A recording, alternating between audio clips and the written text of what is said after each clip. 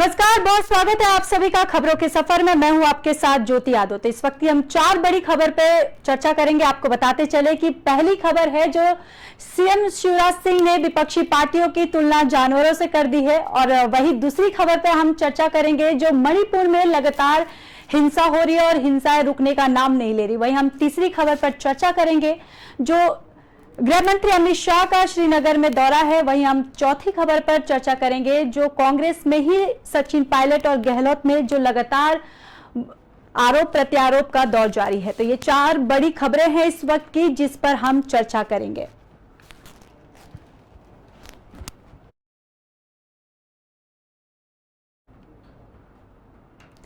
पटना में विपक्षी पार्टियों की बैठक पर मध्य प्रदेश के मुख्यमंत्री शिवराज सिंह चौहान ने तंज कसा है। उन्होंने कहा कि बाढ़ आने पर जिस तरह सांप, बंदर और मेंढक एक पेड़ पर चढ़ जाते हैं, वैसी हालत विपक्ष की है।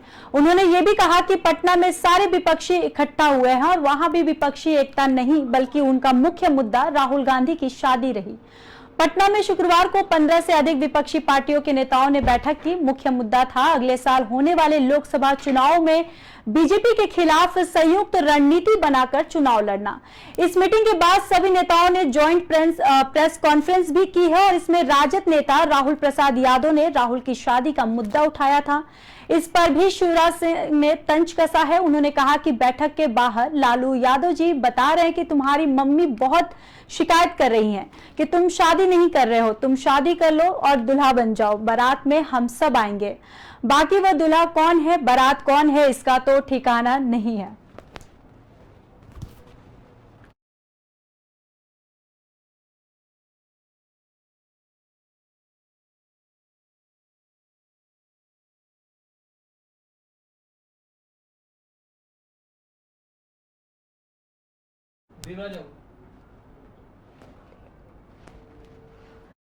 चले कि पटना में विपक्षी पार्टियों की हुई बैठक पर मध्य प्रदेश के मुख्यमंत्री शिवराज सिंह चौहान ने तंज कसा है। उन्होंने कहा है कि बाढ़ आने पर जिस तरह सांप, बंदर और मेंढक एक पेड़ पर बैठ जाते हैं, वैसी हालत अब विपक्ष की है। तो इसी खबर पर हमारे साथ चर्चा करने के लिए देवराज आहूजा जी जुड़ चुके हैं, बीजेपी नेता हैं। देवराज जी, बहुत बहुत स्वागत है। थैंक यू, धन्यवाद जी।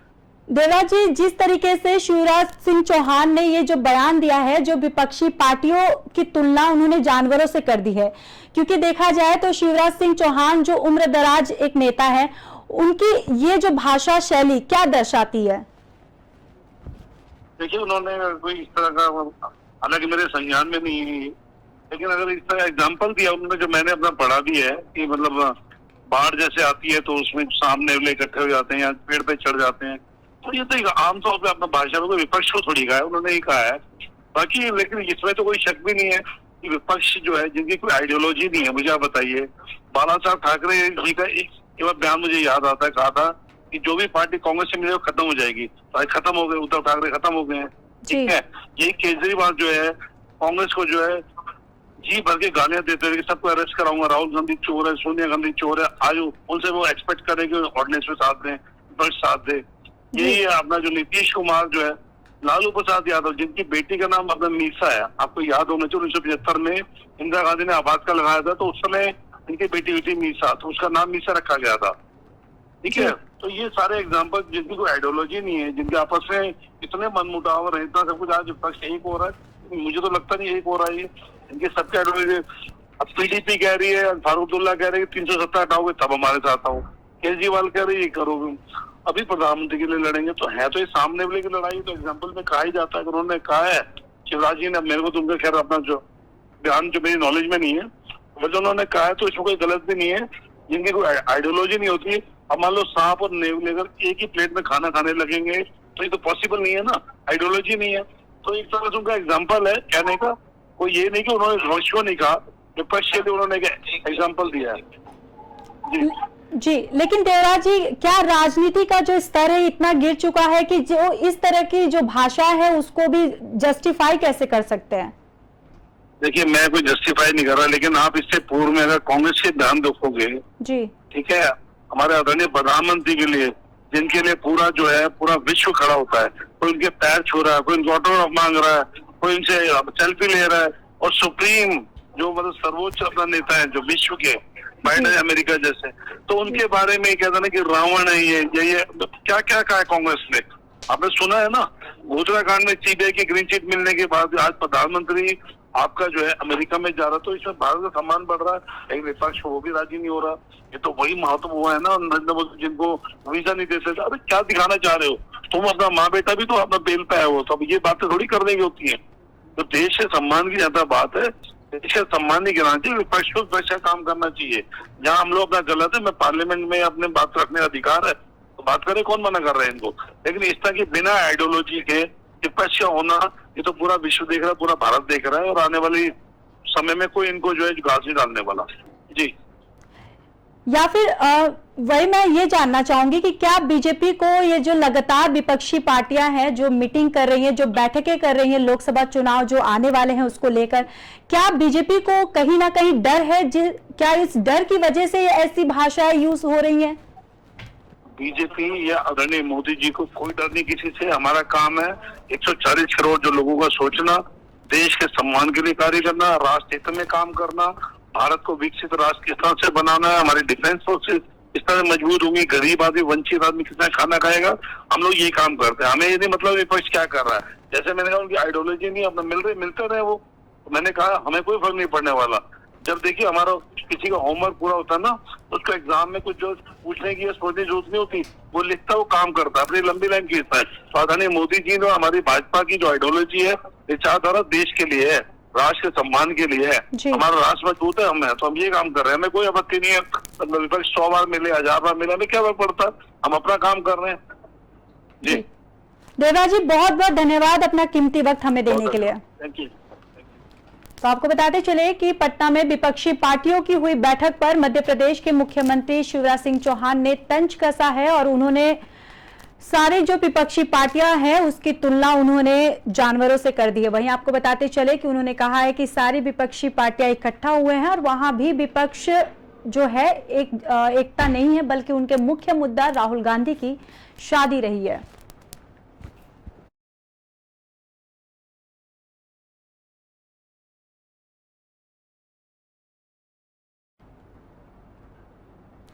तो वहीं मणिपुर में 3 मई से शुरू हुई हिंसा के 51 दिन पूरे हो गए हैं, लेकिन हालात सामान्य नहीं हुए हैं। इसे लेकर गृह मंत्री अमित शाह आज दोपहर 3 बजे से दिल्ली में ऑल पार्टी मीटिंग करेंगे। वहीं मणिपुर के शिक्षा मंत्री बसंता सिंह ने बताया कि मीटिंग के राष्ट्रीय पार्टी के साथ मणिपुर के मुद्दे पर चर्चा होगी। हालांकि इस बैठक को कांग्रेस ने बहुत लेट और नाकाफी बताया है। कांग्रेस का कहना है कि अगर मणिपुर के लोगों के साथ बातचीत की कोशिश दिल्ली में बैठक की जाएगी तो इसमें गंभीरता नहीं दिखेगी।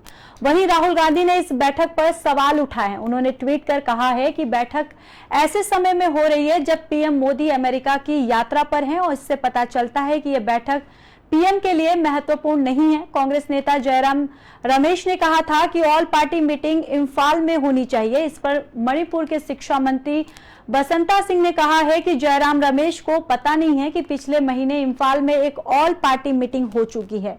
इस मीटिंग में पूर्व सीएम और कई कांग्रेस नेता शामिल हुए थे। अमित शाह के मणिपुर दौरे के समय भी विपक्षी पार्टियों की मीटिंग बुलाई गई थी। मणिपुर में जारी हिंसा के बीच कई पार्टियां राज्य में राष्ट्रपति शासन लागू करने की मांग कर रही हैं। हालांकि मीडिया रिपोर्ट्स के मुताबिक मीटिंग में राष्ट्रपति शासन पर चर्चा की संभावना नहीं है।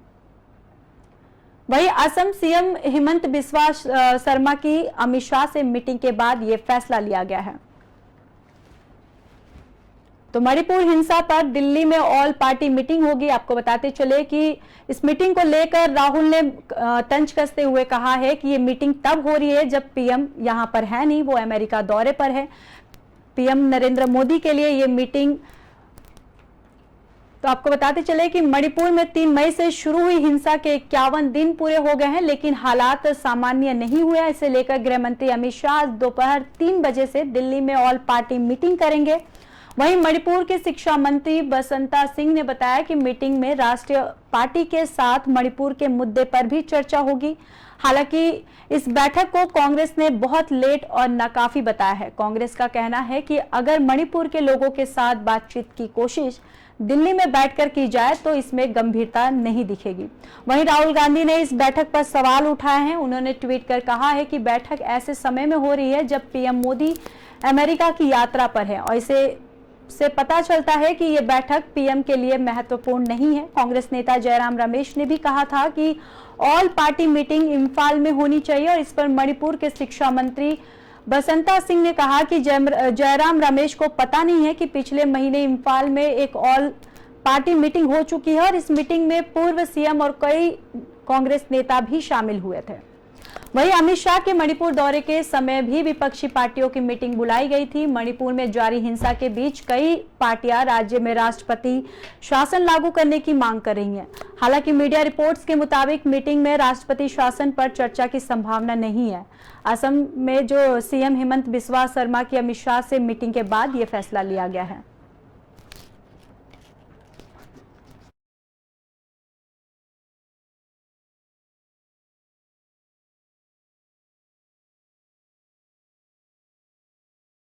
तो मणिपुर में 3 मई से शुरू हुई हिंसा के 51 दिन पूरे हो गए और लेकिन हालात अभी भी सामान्य नहीं हुए हैं। इसे लेकर गृह मंत्री अमित शाह भी आज दोपहर वो दिल्ली में ऑल पार्टी मीटिंग करेंगे। मणिपुर के शिक्षा मंत्री बसंता सिंह ने बताया कि मीटिंग में राष्ट्रीय पार्टियों के साथ मणिपुर के मुद्दे पर भी चर्चा होगी। हालांकि इस बैठक को लेकर कांग्रेस ने बहुत लेट और नाकाफी बताया है और कांग्रेस का यह भी कहना है कि अगर मणिपुर के लोगों के साथ बातचीत की कोशिश दिल्ली में बैठकर की जाए तो इसमें गंभीरता नहीं दिखेगी। वहीं राहुल गांधी ने इस बैठक पर सवाल उठाए। उन्होंने ट्वीट कर कहा कि बैठक ऐसे समय हो रही है जब पीएम मोदी अमेरिका की यात्रा पर हैं। इससे पता चलता है कि ये बैठक पीएम के लिए महत्वपूर्ण नहीं है। कांग्रेस नेता जयराम रमेश ने कहा था कि ऑल पार्टी मीटिंग इंफाल में होनी चाहिए। इस पर मणिपुर के शिक्षा मंत्री बसंता सिंह ने कहा है कि जयराम रमेश को पता नहीं है कि पिछले महीने इंफाल में एक ऑल पार्टी मीटिंग हो चुकी है और इस मीटिंग में पूर्व सीएम और कई कांग्रेस नेता शामिल हुए थे। वहीं अमित शाह के मणिपुर दौरे के समय भी विपक्षी पार्टियों की मीटिंग बुलाई गई थी और मणिपुर में जारी हिंसा के बीच कई पार्टियां राज्य में राष्ट्रपति शासन लागू करने की मांग कर रही हैं। हालांकि मीडिया रिपोर्ट्स के मुताबिक मीटिंग में राष्ट्रपति शासन पर चर्चा की संभावना नहीं है। असम सीएम हेमंत बिस्वा शर्मा की अमित शाह से मीटिंग के बाद यह फैसला लिया गया है।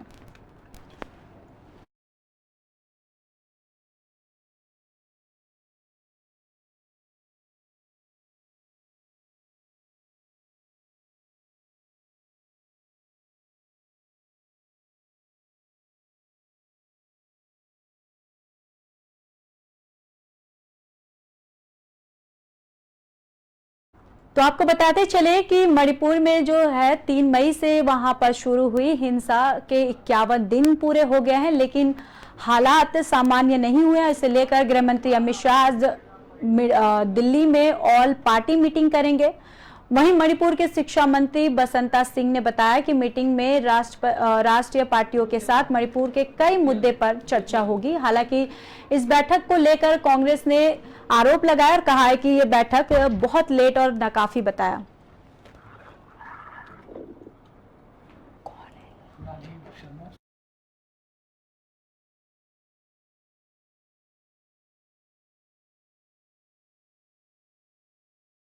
इसी खबर पर हमारे साथ चर्चा करने के लिए राजीव शर्मा जी हैं, वरिष्ठ पत्रकार जुड़ चुके हैं। राजीव जी बहुत बहुत स्वागत है।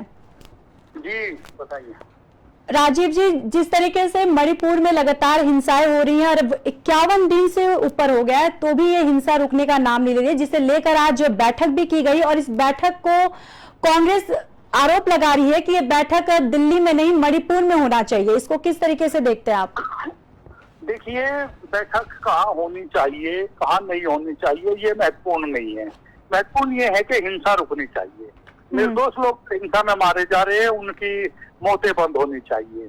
हमने कुछ दिन पहले सुना था, प्रधानमंत्री जी ने दावा किया था, गृह मंत्री जी दावा करते हैं कि देश सुरक्षित हाथों में है। क्या मणिपुर देश का पार्ट नहीं है क्या? बड़ा सवाल इस बात का है। अगर देश सुरक्षित हाथों में है तो दंगे क्यों हो रहे हैं? दंगा कंट्रोल क्यों नहीं हो रहा है? हिंसा क्यों नहीं कंट्रोल हो रही है? गृह मंत्रालय आपका है। अगर स्टेट गवर्नमेंट फेलियर है, आप पैरामिलिट्री फोर्स लगाइए ना।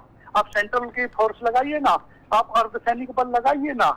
आप मीटिंगे खेल रहे हैं, कभी दिल्ली में खेल रहे हैं, कांग्रेस कह रही है दिल्ली में होनी चाहिए, मुंबई में होनी चाहिए, मणिपुर में होनी कहाँ चाहिए इससे मतलब नहीं है, होना क्या चाहिए इससे मतलब है। जो दंगे में लोग मारे गए क्या वो वापस आ पाएंगे? क्या जिनके घर के चिराग बुझ गए उनमें उजाला हो पाएगा? बड़ा सवाल इस बात का है। सत्ता पक्ष बता रहा है कि ये विपक्ष की साजिश है, विपक्ष दंगे भड़का रहा है। विपक्ष कह रहा है कि गवर्नमेंट का फेलियर है। नुकसान किसका हो रहा है? आम जनमानस का। विपक्ष को, सत्ता पक्ष को बैठ करके साझा रणनीति बनानी चाहिए। रणनीति बना करके नीति ये बनानी चाहिए कि इसका हल कैसे निकलेगा कि दंगे रुके, हिंसा रुके। उसके लिए जो भी कठोर स्टेप हो वो उठाने चाहिए, स्टिक से स्टिक कदम उठाने चाहिए। वही देश हित में है, वही जनहित में है। और सरकार से मैं भी आपके टीवी चैनल के माध्यम से ये अपील करूंगा कि ऐसे ठोस कदम उठाए कि नजीर बने, हिंसाइयों के लिए, दंगाइयों के लिए नजीर बने कि वो अगली बार इस तरीके की हरकत करके देश में नंगा नाच ना करें। जी राजीव जी, बहुत बहुत धन्यवाद कीमती समय आपको देने के लिए।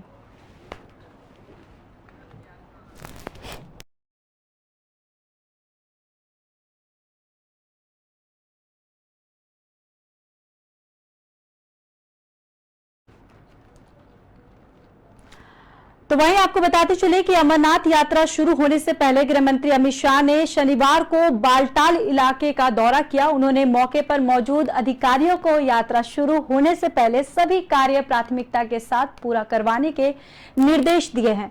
इससे पहले शाह ने जम्मू कश्मीर में सुरक्षा स्थिति की समीक्षा कर अमरनाथ यात्रा में किसी प्रकार की चूक ना हो, इसकी हिदायत दी है। वहीं आतंकवाद और आतंकियों के प्रति जीरो टॉलरेंस पर जोर दिया है।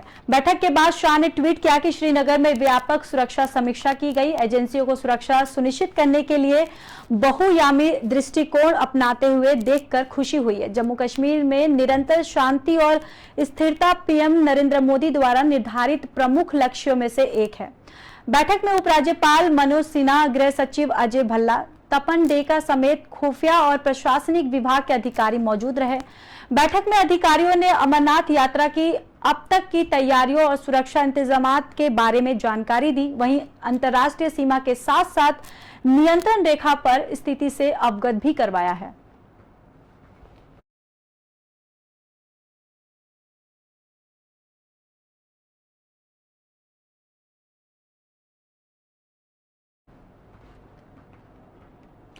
राजस्थान कांग्रेस में अशोक गहलोत बनाम सचिन पायलट के बीच जंग अब नए अंदाज में शुरू हो गया। अब पायलट कैंप के सीनियर मंत्री और विधायकों ने चुनाव और ना लड़ने का ऐलान कर मुख्यमंत्री अशोक गहलोत समेत गहलोत गुट के सामने चुनाव से पहले नई मुश्किलें खड़ी कर दी हैं। पायलट कैंप के तिरुप की इस चाल से उनके निशाने पर उम्रदराज गहलोत और उनके समर्थन मंत्री हैं और इससे राजस्थान कांग्रेस की राजनीति में खलबली मची हुई है। सचिन पायलट गुट के कद्दावर नेता और सीनियर विधायक दीपेंद्र सिंह शेखावत ने हाल ही में एक कार्यक्रम में ऐलान किया था कि वे अगला विधानसभा चुनाव नहीं लड़ेंगे। शेखावत ने इसकी वजह से उम्र असेहत को बताया था। वहीं शेखावत ने कहा कि उनके समर्थक फिर उनके विधायक बनाने की अपील कर रहे हैं, लेकिन वे चुनाव नहीं लड़ेंगे। शेखावत विधानसभा अध्यक्ष और मंत्री भी रह चुके हैं।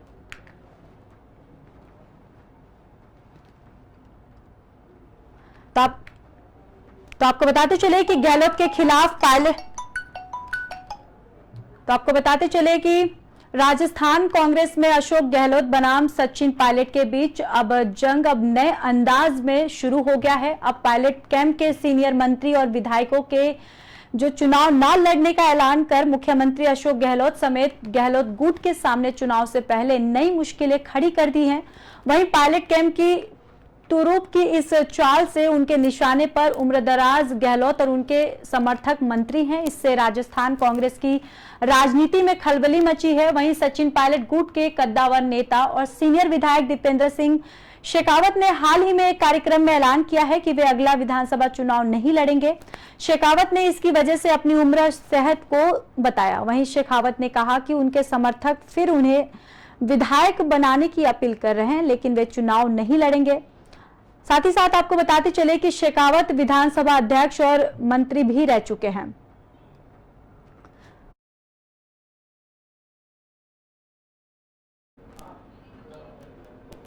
तो फिलहाल इस खबरों में बस इतना ही। बाकी देश और दुनिया की खबरों के लिए देखते रहिए पी न्यूज।